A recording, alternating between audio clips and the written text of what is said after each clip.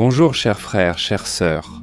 Je souhaite que la grâce et la paix de notre Seigneur Jésus soient toi sur ta vie et sur ta famille aujourd'hui et pour toujours. Amen, je suis le pasteur Antonio Junior et je suis heureux de partager avec toi une parole que Dieu a mise dans mon cœur. Je suis sûr que Dieu va renouveler ta force et surtout ta foi. Amen. Je dis cela parce qu'il y a eu de nombreux moments dans ma vie où j'étais faible, fatigué, et je voulais juste rester allongé dans mon lit.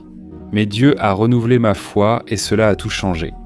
Souvent vous pensez « Ah, pasteur, ma foi est faible, je me sens spirituellement froid. » Mes frères, une seule prière peut tout changer. Voilà le message que je vous apporte aujourd'hui. Vous remarquerez un changement à la fin de la vidéo. Amen. Je dis cela parce que vous avez seulement besoin d'une nourriture spirituelle chaque jour. Ça ne sert à rien de vouloir se nourrir beaucoup d'un coup et ensuite ne plus chercher Dieu. Non. Vous devez être ici chaque jour avec moi. C'est pourquoi je vous invite à la prière du matin à 5 h et du soir à 6 h. C'est une bénédiction, frère. Vos commentaires me réjouissent. J'ai rencontré des personnes dans la rue, à l'église, et elles me disent de toujours « Pasteur, je te suis chaque jour, je partage les prières sur WhatsApp, et ma famille commence à écouter l'Évangile. Des gens que je n'aurais jamais imaginé te suivent. » Frère, je vois que c'est la main de Dieu, la puissance du Saint-Esprit, car cette œuvre n'est pas la mienne. Je veux vous lire ici un témoignage que j'ai reçu d'une sœur. Elle traversait une maladie que les médecins ne savaient pas ce que c'était. Elle a commencé à beaucoup souffrir, parce qu'en plus de ressentir des douleurs, elle perdait la foi, l'espérance, car chaque jour elle empirait. Frère, j'ai oint mes mains avec de l'huile et j'ai commencé à prier. Mais c'est Dieu qui a agi dans sa vie, ce n'est pas ma vie, mais c'est Jésus qui est vivant et c'est lui qui a agi. Et je veux lire ici le commentaire. Écoutez ce qu'elle a dit. Regardez, depuis ce jour où j'ai reçu la prière, pasteur, j'ai été restauré. Je n'arrive plus à être triste. Maintenant, je vois les erreurs des autres personnes proches de moi. Et je veux qu'elles croient aussi. Et qu'elles remettent leur vie à Jésus et qu'elles puissent ressentir la présence de Dieu, tout comme je l'ai ressenti pendant la prière. Pasteur, désormais je prie chaque jour, matin, déjeuner, après-midi et soir, et cela m'a nourri. Plus je prie, plus je ressens la présence de Dieu. Je n'ai jamais été aussi heureux qu'aujourd'hui. Je te remercie énormément, toi qui as prié. Je remercie énormément Dieu d'avoir fait tant de choses dans ma vie. Depuis la prière reçue, mon miracle, mes frères, voilà comment Dieu agit. Il agit d'abord sur notre foi, il renouvelle notre intérieur, notre courage, notre joie, et à partir de là, il commence à accomplir une œuvre merveilleuse. Cette sœur ici a raconté qu'elle vit le premier amour avec Jésus. Elle vit une foi dont elle ne savait même pas qu'elle était capable. Et c'est cela que Dieu veut faire dans ta vie. Amen, ne pense pas comme ça. Ah, mais je ne vais pas à l'église. Ah, je manque tellement envers Dieu, je pêche beaucoup, mon frère. Il n'y a rien que Dieu ne puisse faire. Et je te dis même que Dieu ne s'intéresse pas autant à nos erreurs, mais plutôt à savoir si nous le cherchons. Parce que ce qui fera la différence et nous donnera la force contre le péché, c'est sa présence en nous. Amen, c'est Jésus qui va nous transformer. Et lui-même a dit « Je suis la vigne, vous êtes les sarments. Toute branche qui n'est pas attachée à moi ne peut pas porter de fruits. » Alors, la seule façon pour toi et moi d'être transformés, c'est d'être avec Jésus. Et je veux vous raconter aujourd'hui une histoire émouvante sur un homme dont la vie a été marquée par la grâce de Dieu, à travers le roi David. Cette histoire va t'impressionner, peu la connaissent encore. Mais avant tout, je te demande juste de t'abonner à ma chaîne, c'est très rapide. Clique ici sur le bouton « S'abonner » et à côté il y aura une petite cloche. Active aussi la cloche de notification pour ne rater aucune vidéo que je vais publier. D'accord ? Frères, je veux lire avec vous un verset, en fait, un passage que l'apôtre Paul a dit et avec lequel je m'identifie énormément. C'est dans la première lettre aux Corinthiens, chapitre 1, versets 26 à 29. Voyez ce que Paul a dit. « Rappelez-vous, frères, que peu d'entre vous étaient sages aux yeux du monde, ou puissants ou riches lorsque vous avez été appelés. Au contraire, Dieu a choisi les choses que le monde considère comme de la folie pour confondre les sages, tout comme il a choisi les choses faibles pour confondre les puissants. Dieu a choisi les choses méprisées par le monde, considérées comme insignifiantes, et les a utilisées pour réduire à néant ce que le monde considère comme important. Par conséquent, que personne ne se glorifie jamais en présence de Dieu. Amen, j'aime beaucoup ce passage, mais surtout la fin qui dit que Dieu choisit les faibles, les incapables, ceux qui sont le plus ignorés par la société, justement pour que personne ne se glorifie en présence de Dieu. Frères, savez-vous pourquoi Dieu vous choisit? Pourquoi Dieu me choisit-il? Parce que nous savons que nous ne sommes rien sans Dieu, et que nous n'avons rien de bon à offrir à Dieu. Mais il y a quelque chose que nous avons, et vous aussi. Le désir de glorifier Dieu et de montrer aux gens que ce n'est pas vous, mais que c'est l'œuvre du Saint-Esprit dans votre vie. Amen. Et je me suis souvenu, pendant que je lisais ce verset ici, d'un homme appelé Méphibosheth. Vous ne connaissez peut-être pas son histoire, mais pour moi, c'est la plus belle. Et elle montre la grâce de Dieu, ce que Dieu fait avec nous, et dans ce cas, Dieu a utilisé le roi David. La Bible raconte que David était très ami avec Jonathan, qui était le fils du roi Saül, et un jour Jonathan avec son père sont morts au combat. Et David, logiquement, n'est-ce pas, il est devenu très triste, puis le temps a passé, et il a demandé à son assistant si Jonathan, il avait un fils qu'il ne connaissait pas, et ce jeune homme a fait des recherches sur la vie de Jonathan, et il a dit « Écoute, il y a un garçon qui vit dans une ville appelée Lodbar, ce garçon, en fait, David. Je ne sais pas si tu voudras quelque chose avec lui, car ce garçon est infirme, il n'a rien à t'offrir, c'est mon frère, tu sais ce qui lui est arrivé ?» Quand Jonathan allait affronter cette bataille avec son père, il a compris qu'ils allaient à perdre. Jonathan a dit à sa servante, à sa domestique, « Fuis avec mon fils Méphibosheth, sinon il risque sa vie. » Et au moment où cette jeune femme s'est enfuie avec lui, il est tombé par terre, c'est ça, il était un bébé, et quand il est tombé, il est devenu infirme des 2 pieds. Regardez cette situation, frère. Alors, ce garçon, pour aggraver la situation, il est allé vivre dans un endroit que la Bible montre comme un lieu où rien ne portait de fruits. C'était un lieu de misère, un lieu de pauvreté, et cet endroit s'appelait Lodbar. Et il était là, pensant que la fin de sa vie ne serait que l'échec, la défaite. C'était une vie sans espoir. Je sais que beaucoup d'entre vous vivent cela aussi, pensant que rien de bon n'arrivera plus dans leur vie. Peut-être parce que vous avez été déçus dans vos relations, peut-être parce que tout a mal tourné jusqu'à présent, ou parce que vous pensez que vous avez déjà dépassé l'âge où quelque chose de bien peut vous arriver. Mais je veux que cette histoire t'inspire aujourd'hui. Tu sais pourquoi ce garçon qui avait grandi était infirme et menait une vie sans avenir, sans espoir? Soudain, David ordonna à ce serviteur « Va chercher ce jeune homme, je le veux ici au palais. » Frères, la Bible dit que ce serviteur a trouvé le garçon. Quand Méphibosheth s'est présenté devant le roi David, le plus important d'Israël.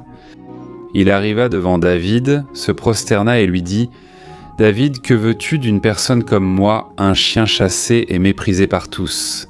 Et David a dit ceci « Écoute, je veux qu'à partir d'aujourd'hui, en l'honneur de ton père, Jonathan, dès aujourd'hui, je veux que tu viennes t'asseoir et manger avec moi chaque jour. Parce que j'aimais ton père et j'ai beaucoup de respect, beaucoup d'affection, mes frères. » La Bible raconte que ce jeune homme a eu sa vie complètement transformée. Avant, il était abandonné par le monde, mais maintenant, il était assis à la table du roi. Tu arrives à faire le lien ? Tu vois comment Dieu choisit les choses folles, les choses méprisées, les choses auxquelles le monde ne donne aucune valeur. Et Dieu nous appelle à être en sa présence avec lui. Amen. David agissait ainsi avec ce jeune homme, et la Bible dit qu'il s'asseyait chaque jour avec lui, et plus encore. David a voulu connaître le nombre de terres du roi Saül et de Jonathan. Tu sais ce qu'il a fait? Il a donné à ce jeune homme et il a honoré sa vie. Et ici, j'apprends tant de leçons, frère, parce que David montrait là ce que Dieu fait avec nous. Dieu nous relève de la boue du péché, d'une vie remplie de défauts et de faiblesses. Parce que dans la vie de Méphibosheth, c'était une maladie physique, mais on remarque aussi que son cœur était malade. Il se considérait pire qu'un chien errant dans la rue. Mais frère, Dieu a restauré la dignité. Dieu a fait que ce jeune homme recommence à rêver. Frère, de la même manière, Dieu agit avec nous. Amen. Bien souvent, on pense que c'est juste parce que nos parents ne prennent pas soin de nous comme ils le devraient. Juste parce que peut-être ton mari, ta femme, ne te donne pas la valeur que tu mérites. Bien souvent, tu penses que de temps que Dieu était comme ça aussi, et alors tu as du mal à faire confiance à l'amour du Père, parce que tu te dis « Ah, je dois avoir quelque chose qui ne va pas chez moi. Je sais, si les gens me traitent comme ça, c'est parce que je suis vraiment comme ça, je n'ai pas de valeur. » Mais frère, ce verset ici vient sans nous réconforter aujourd'hui. Dieu choisit les choses insignifiantes, les choses faibles. Tout ça pourquoi, frère ? Pour confondre ces personnes qui pensent qu'elles sont quelque chose, ces personnes qui nous méprisent aussi. Faute d'argent, nous vivons dans un monde matérialiste où, sans argent, tu n'as aucune valeur. Dieu t'aime pour ce que tu es, pas pour ce que tu as. Amen. Tu connaissais l'histoire de Méphibosheth ? Je me souviens la première fois que j'ai vu cela, ça m'a beaucoup touché. Et alors j'ai commencé à comprendre pourquoi David a été appelé l'homme selon le cœur de Dieu. Frère, il avait des failles, il avait des défauts, mais il a démontré des principes qui ont beaucoup réjoui le cœur du Père. Amen. Et une fois, j'ai vu un pasteur dire ceci. Tu sais pourquoi Dieu disait que David était un homme selon son cœur ? C'était comme si Dieu disait « Si j'étais homme, je voudrais être comme David ». Voyez comme c'est profond, frère. Dieu s'identifie souvent à nous. Parfois, tu fais un petit geste pour quelqu'un, pensant que c'est insignifiant, mais pour Dieu, c'est très important. Amen. Pour les gens, ça peut sembler rien, mais Jésus a dit « Offrir un verre d'eau à l'un de mes petits, c'est comme le faire pour moi. » Frères, nous devons être connus pour nous aimer les uns les autres. Pas seulement ceux qui nous aiment, mais aussi ceux qui, bien souvent, disent du mal de nous. Ceux qui, bien souvent, ont de la colère ou du ressentiment contre notre vie. Nous devons prier pour cette personne, car la prière est puissante. Ainsi, tu deviens chaque jour un peu plus semblable à Jésus. Car lorsque tu montres cet amour inconditionnel, quand tu perçois la beauté, chez une personne qui est là dans la rue et que tu t'arrêtes quelques minutes pour l'écouter, tu ressembles à Jésus. Lorsque tu fais attention à une petite dame que le monde a parfois déjà oubliée, tu ressembles à Jésus. Il faisait cela et souhaite que nous fassions pareil. Amen. Alors, à partir d'aujourd'hui, frères, que vous puissiez regarder les personnes dans le besoin, et je ne parle pas seulement de ceux qui manquent de ressources financières. Vous voyez, frères, beaucoup de riches sont en dépression, cherchant un sens à leur vie face à un vide existentiel. Vous pouvez être utilisé par lui pour apporter lumière et espérance appelée Jésus. Gloire à Dieu. Frères, je veux maintenant prier pour vous. Je veux demander, comme j'ai raconté ce témoignage au début, que Dieu a guéri cette sœur. Frère, j'ai oublié de raconter toute la bénédiction. Je ne lis pas tout le commentaire pour ne pas allonger, mais elle a été guérie et les médecins ont été émerveillés par la puissance de Dieu. Parce qu'il y a des choses qu'on n'explique pas, n'est-ce pas ? Et bien souvent, on se fie plus à la parole de l'homme qu'à la parole de Dieu. Dans son cas, elle a été guérie pour la gloire du Seigneur Jésus. La Bible dit que les disciples oignaient les mains avec de l'huile. Ils priaient pour les malades et ils chassaient les démons. Et ce n'était pas à cause d'eux, mais à cause de la foi. Amen. Et ainsi Dieu accomplissait le miracle. Tu crois aussi ? Prie alors avec moi en accord. Maintenant, je vais étendre mes mains et, pendant que je prie, tu vas présenter devant le Seigneur ton besoin, ce dont tu as le plus besoin. C'est peut-être un problème de santé. Nous allons aussi prier pour cela, et tu peux laisser tes commentaires ici. Et à la fin, je veux que tu partages, car de nombreuses vies peuvent être touchées par cette histoire d'aujourd'hui. Amen. Gloire à Dieu. Ferme les yeux et prions maintenant au nom de Jésus. Seigneur mon Dieu et mon Père, je me tiens en ta présence, je veux te remercier Seigneur, car nous ne méritions pas ton amour. Bien au contraire, ta parole dit que nous nous sommes tous égarés comme des brebis et que nous avons quitté ta présence. Mais le Seigneur a fait tomber sur Jésus la colère contre le péché, il a payé le prix et subi le châtiment que nous méritions. Dieu, je te remercie pour le pardon, pour le salut, car chaque jour, Père, notre cœur a tendance à s'éloigner. Tu nous rappelles toujours à toi, Père, merci Seigneur, car quand le monde nous a méprisés, tu as montré ton amour. Aujourd'hui, grâce à Dieu, nous vivons non comme des orphelins, mais comme des enfants aimés du Seigneur. Ô mon Dieu, je te loue, Père, pour cette grâce, pour cette faveur que nous ne méritons pas. Et simplement, Père, nous recevons ton amour par la foi, croyant que le Seigneur nous aime, malgré nous, malgré nos faiblesses.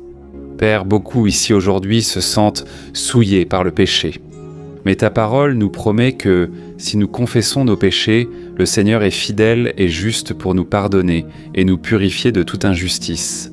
Seigneur, au nom de Jésus, je te demande maintenant le pardon de nos péchés, et je te demande maintenant, mon Dieu, en faveur de tes enfants. Père, j'étends mes mains. Je te demande pour cette femme qui est enceinte et qui souhaite que tu donnes la santé à son enfant. Jésus, cette femme qui a les mains sur son ventre. Père, au nom de Jésus, que tu accomplisses le miracle, Jésus apporte la santé, apporte la guérison nécessaire. Agis Jésus. Dans la vie de cet homme au chômage, Père, incapable de trouver un emploi et de subvenir aux besoins de sa famille. Ô Seigneur, mon Dieu, ouvre des portes. Nous unissons notre foi et je crois qu'il témoignera ici. Il viendra partager son témoignage et la bénédiction, Père, la porte que tu lui as ouverte. Ô Seigneur Jésus, je te demande aussi en faveur de ce jeune qui, bien souvent, se sent seul chez lui, se sent abandonné. Il n'a pas l'affection, l'amour qu'il aimerait recevoir. Ô Jésus, remplis ce cœur de ta présence, il y a tant de prières. Père, regarde aussi cette personne en deuil, qui souffre de nostalgie et se sent souvent seule et abandonnée. Parce qu'il semble que la seule personne qui faisait référence comme un phare s'est maintenant éteinte. Jésus remplit cette vie, Seigneur, montre-lui que si elle est ici sur cette terre, c'est qu'il y a un but, qu'il y a encore une raison, un espoir, Père. Au nom de Jésus, je te demande aussi, ô Dieu, en faveur de tous ceux qui pleurent en ce moment, Père, qui sont en dépression, qui sont alités à l'hôpital, qui n'ont pas la force de se lever du lit. Seigneur mon Dieu et mon Père, j'étends mes mains, ô Dieu, je te demande. Oins cette personne, Dieu, de la tête aux pieds, qu'elle ressente ton renouveau, ton amour et ta présence. Ô mon Dieu, que tout mal s'en aille au nom de Jésus, je réprimande toute oppression maléfique, tout démon qui cause la douleur, tout démon qui cause la maladie. Qui cause la maladie, je l'expulse au nom de Jésus. Seigneur mon Dieu, pose ta main de puissance. Que cette personne ressente un renouveau et un soulagement. Jésus enlève toute douleur, angoisse, rancœur, colère et tout sentiment maléfique qui tourmente ses vies. Père, comme les disciples de Jésus qui priaient en oignant d'huile, je te demande maintenant, Père, que l'onction du Saint-Esprit brise tout joug et que le Seigneur, mon Père, apporte clarté sur ses plans pour cette personne. Qu'elle sache à partir d'aujourd'hui quelle décision prendre et qu'elle n'oublie jamais que ton amour est plus grand que tout dans ce monde, plus grand que nos faiblesses, nos erreurs. Ton amour est inconditionnel. Au nom de Jésus, mon Dieu, je prie et je te remercie déjà. Amen. Gloire à Dieu. Alléluia.